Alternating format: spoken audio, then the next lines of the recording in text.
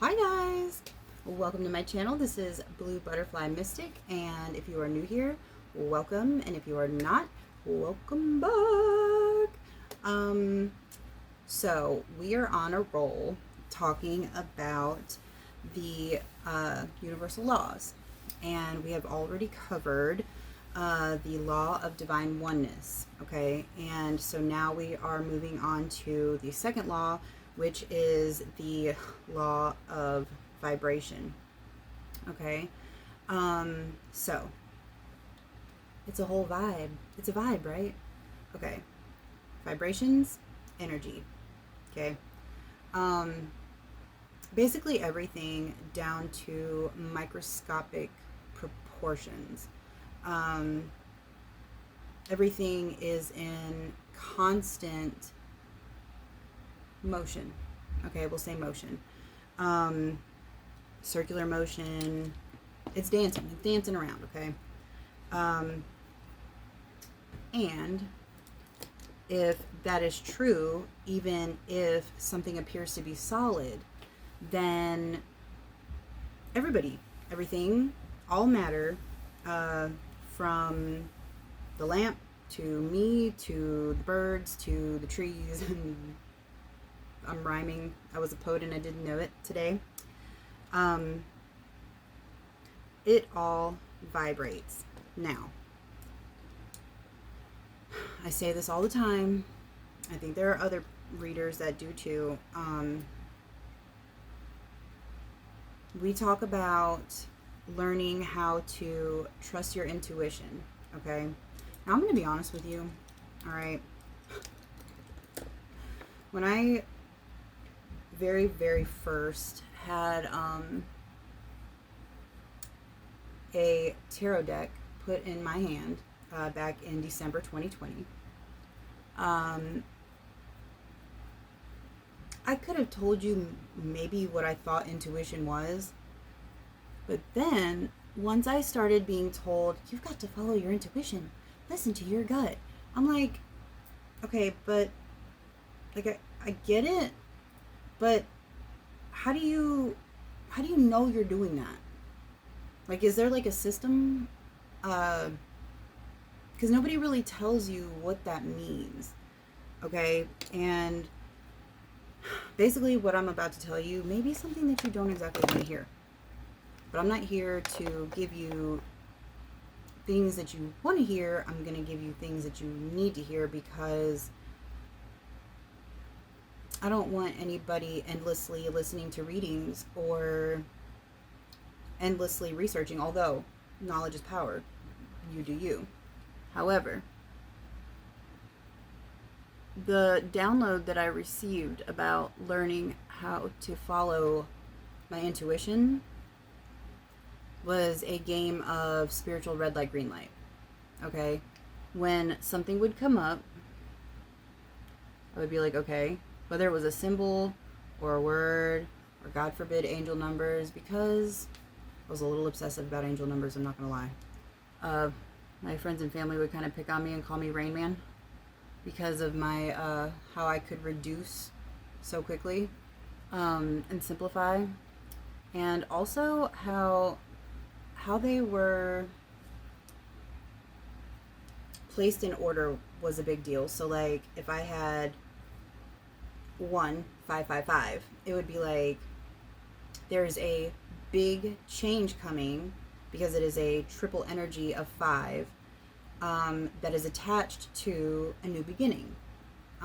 So, and it took me all this time to really realize that, much like most things in life, uh, it is what you make it. So, everything, literally everything, and some people can argue this. I guess I should just say most things, like 99, 98, something like that. Percent of things are literally perception. A matter of perception. I mean, our entire experience is how we perceive our experience. So, if somebody else is in the room with you even if you guys are there at the same time and you see the same exact thing, and a month from now you go, hey Joe Schmo, don't you remember such and such wearing a blue shirt on whatever day it was? And they go, no, they were wearing a green shirt. And you're like, no, okay, but like, maybe to that person it looked that color. Maybe it was the lighting. Maybe one or the other. And then it takes like a group of people to either confirm or disprove or whatever that the shirt was or was not green. And at the end of the day, does it really matter? I mean, like, tiny details like that. Now, for some things it does, okay? Like, if we're talking about crime or, you know, things of that nature. But, when it's just, like, little things that, like, in 5 years it's not going to matter. If the only thing you're going to lose is your pride, okay? Why? Okay, why? If somebody wants to believe one thing, is it really hurting you to let them? Because I will say one thing I learned before I even got spiritual was I don't have to defend myself to anybody. I don't have to explain myself. The only person that I have to answer to, and it's not a person, it's God. It's the universe. Okay? It's karma. Because what I put out comes back to me. And that's a whole other law. But we are talking about vibrations, okay? And trying to tune. Okay, so core frequencies, right? 707 on the timer. This is the frequency that we are operating in, right? So, are you operating in a higher frequency, which is more towards the frequency of the highest love, of unconditional love and light of God? Or are you operating on a more lower vibration, which most people on earth are?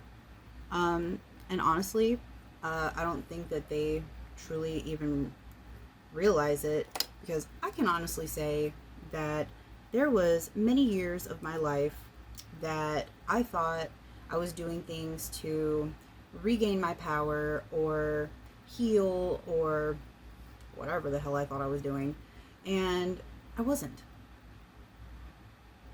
I was completely ill-informed. And whether that's because I chose not to see things from a different perspective, or that's basically what it is at the end of the day. I'm not gonna lie. And it's not, I didn't do it on purpose, but I didn't have the tools to even acknowledge or know what I was feeling ultimately. Okay, I'm just having one of those days, guys. Okay, Katie. So I'll tell you what. Most people, adults, cannot name more than 10 emotions. In my Master Oracle deck that I'm making, well, it's just a continuing progress. I have a stack of index cards like this of emotions. And I also started writing the definitions of them on the back because some of them are fascinating. Just totally fascinating. Psychology fascinates me in general. But off of that, whatever type of vibration you are operating in is the frequency that you are emitting to the universe. And if you are in a woe is me, pour me, pour me another drink. Or you keep saying, I don't like that, or I desire, I desire, I desire. Well, desire is lack energy because you're telling the universe that you need something. And or I don't like, I don't like, I don't like, you're focusing on the negative aspects of things instead of the attitude of gratitude. Um, you're telling the universe, yeah, give me some more of that. And you'll continue to get it until you change your vibration. All right? So, how do we change our vibration? Wish somebody would have given me some examples when I was in my beginning phases of my learning process. Okay? So what I've found out through my own personal experience is that music is one of the best energy transmuters there are. Okay? You know, when you're like, you want to rage, and so you listen to like ragey music, or like when you're happy and so you're listening to like, you know, hippity hoppity music, or you're sad and you want to listen to a tear in my beer music. You know what I'm saying? It's like, that's what you do. However, what I've learned is that the trick is that it's okay to feel those feelings. It is not okay to live there. All right? And what I mean by live there is there has to come a point where you stop listening to a tear in my beer, or rage, or even happy for that matter. Because like there is, I believe, such a thing as toxic positivity, where it's just like, it's okay, everything's fine, la-da-da, rainbows and butterflies. Nope, we're not talking bad about butterflies, okay? But too much of anything is a bad thing, or not a great thing. So what we do is then we start listening to music that is of the vibration that we want to feel, to help us get out of the vibration that we currently feel. Okay? Trying to think of another. Meditation, prayer,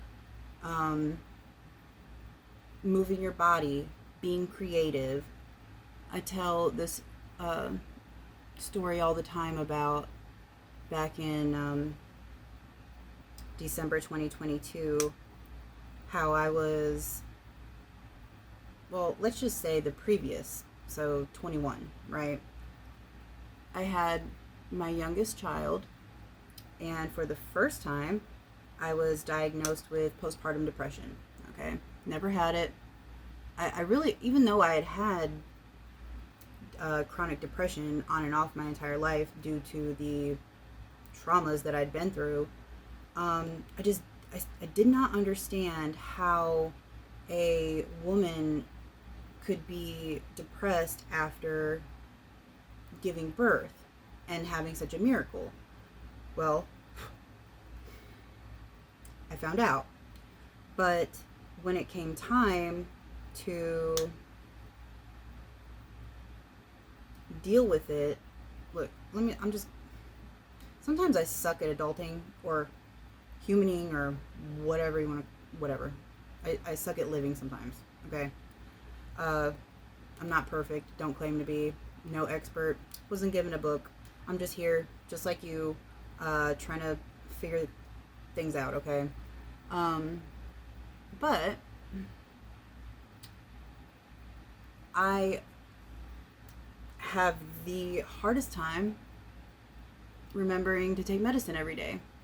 So if a doctor goes, here's some birth control, or here's some antidepressants, I'm gonna end up more batshit crazy than I was to begin with, because I'm stopping and starting and stopping and starting, and like, you know, you shouldn't mess with your brain chemicals, because bad idea.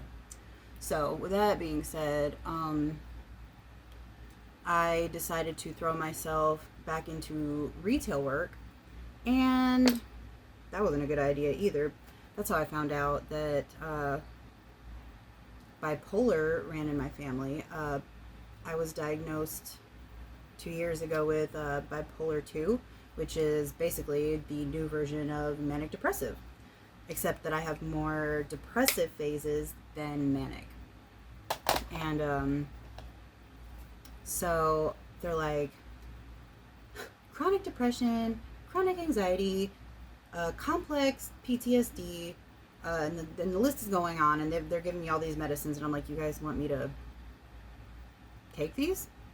And like, remember all of them? Not just one, all of them? Sure, let's do that. And they were trying this and that and this and that. I'm pretty sure that they were giving me something that was like prescribed to people who were diagnosed with schizophrenia. And they upped the milligrams like super duper fast. And sharing my story, I was asleep for like a week. The guy I was with at the time literally had to come wake me up so that I could go to the bathroom and eat something.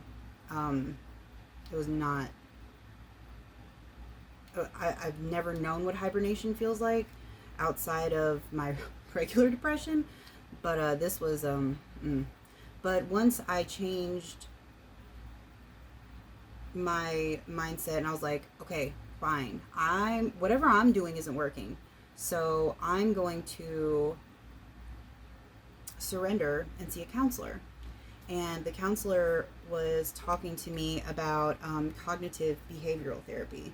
And again, if you follow me, you know psychology fascinates me.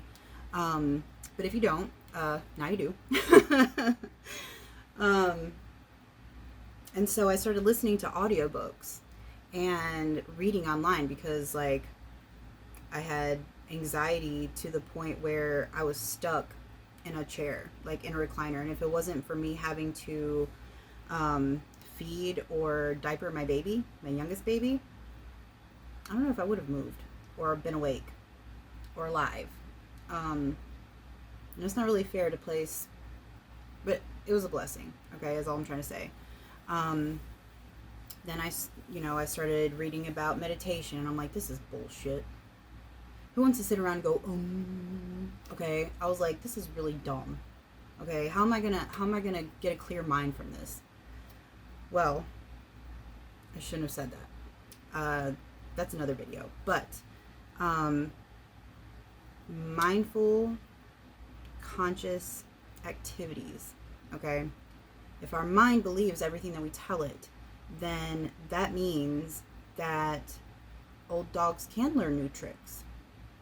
And the more we practice telling ourselves positive things or negative things, the more, that becomes our reality, right? So, but I couldn't even, like, all these thoughts were like zoom, zoom, zoom. And I couldn't make heads or tails of anything except for shutting down because I didn't know what else to do. And so, conscious awareness, okay? I started coloring. And I talk about this a lot because anything that is creative, journaling,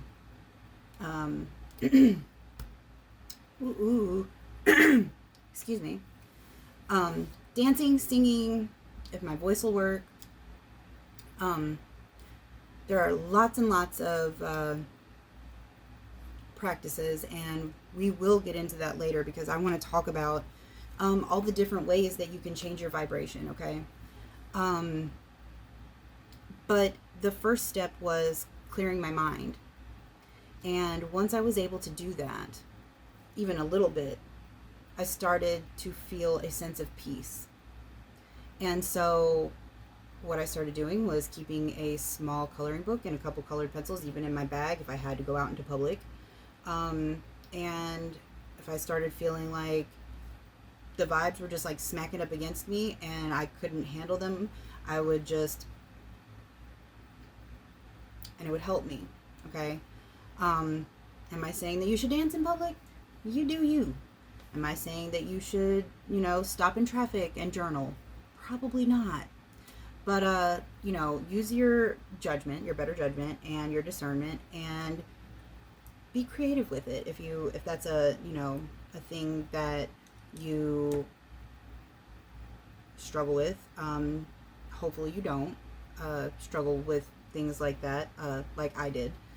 And I'm not saying that I don't struggle with them now. I'm just saying that I have gotten to a point now where being aware and mindful of my internal and external world is more of a second nature to me.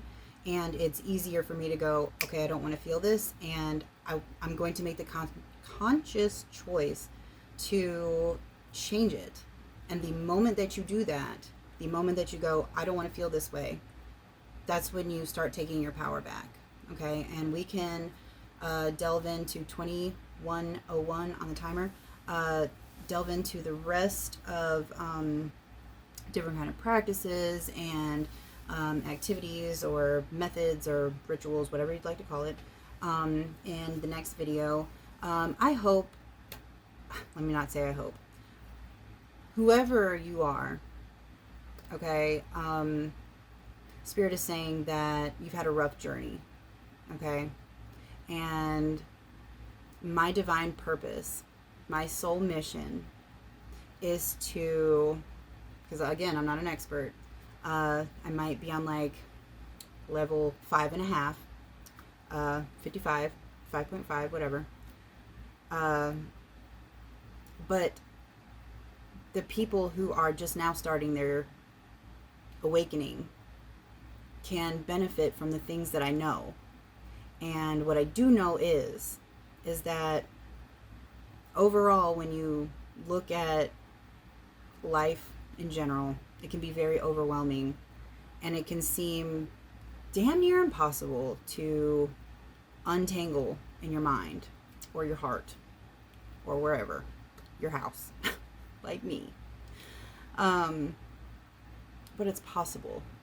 Okay, you have to like start somewhere, and if that's little bite-sized pieces at a time until you get a chunk of it done, then hey, you gotta celebrate the little wins, because the little wins get you to the big one. Okay, if you are resonating with this, enjoying this content, please drop me a like, or a comment would be beautiful, or share me with somebody that you feel like needs this information, and I will see you in the next one.